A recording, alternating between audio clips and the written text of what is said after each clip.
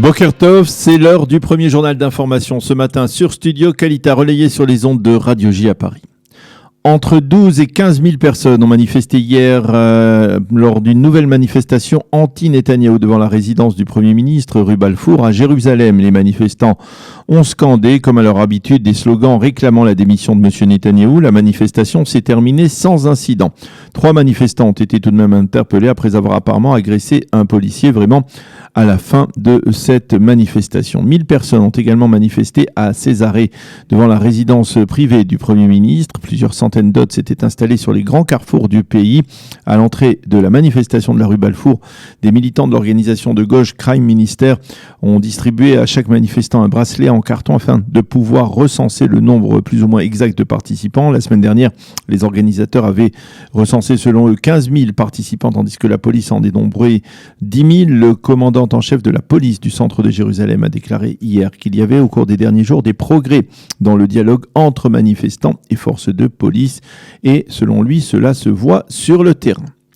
La crise politique entre Bleu Blanc et le Likoud s'intensifie. Les deux formations s'accusent mutuellement d'être responsables de l'annulation de la réunion du Conseil des ministres qui devait se tenir ce matin à Jérusalem. Le Likoud a accusé Bleu Blanc de l'empêcher de débattre lors de cette réunion d'un vaste plan d'aide économique pour un montant de 8 milliards de shekels.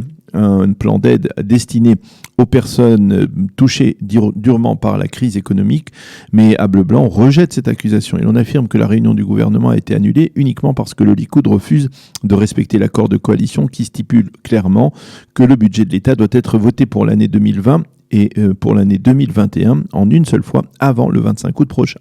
À propos de ce plan d'aide économique dont on a parlé, on affirme à Bleu Blanc qu'il n'est pas encore prêt et qu'il s'agit d'un plan à long terme. Le ministre des Finances, Israël Katz, lui a affirmé qu'il n'en était rien et que ces accusations étaient mensongères. Tout report dans le vote de ce plan portera atteinte aux couches sociales défavorisées, a affirmé Israël Katz. La crise du Covid-19, 1753 nouveaux malades ont été recensés au cours des 24 dernières heures, ce qui est une donnée plutôt préoccupante pour un week-end. Autre donnée inquiétante, le nombre de malades graves a grimpé en 24 heures de 20.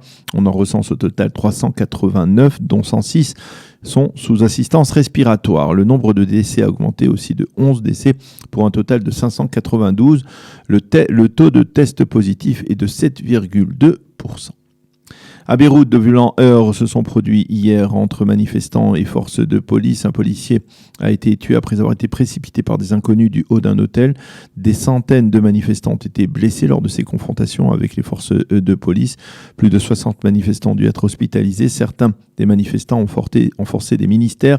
D'autres ont tenté de pénétrer dans le Parlement libanais. Certains ont même pendu sur la place publique une effigie de Hassan Nasrallah, le leader de Hezbollah. Je vous rappelle que celui-ci s'était exprimé vendredi et qu'il avait démenti toute implication de son mouvement dans l'explosion qui a détruit une partie de la capitale libanaise. La Bibliothèque nationale d'Israël menace de fermer ses portes en raison de coupes budgétaires qui ne lui permettent plus de poursuivre son activité normale. Si aucune solution n'est trouvée d'ici le 17 août prochain, les 300 employés de la Bibliothèque nationale seront placés en congé sans solde. La Bibliothèque nationale est une institution de toute première importance en Israël, créée en 1892. Elle renferme des trésors historiques de toute première importance, comme par exemple les écrits d'Isaac Newton et d'Albert Einstein, ainsi que de nombreux ouvrages rarissimes. Et puisque nous parlons d'ouvrages et de savoir, rappelons ce matin que les obsèques du Rav Adin Steinsaltz se sont déroulées vendredi après-midi dans le cimetière du Mont des Oliviers, dans le carré du mouvement Chabad Lubavitch auquel le Rav appartenait. Le Rav Steinsaltz est éteint vendredi matin à l'âge de 83 ans, déçu d'une forte pneumonie.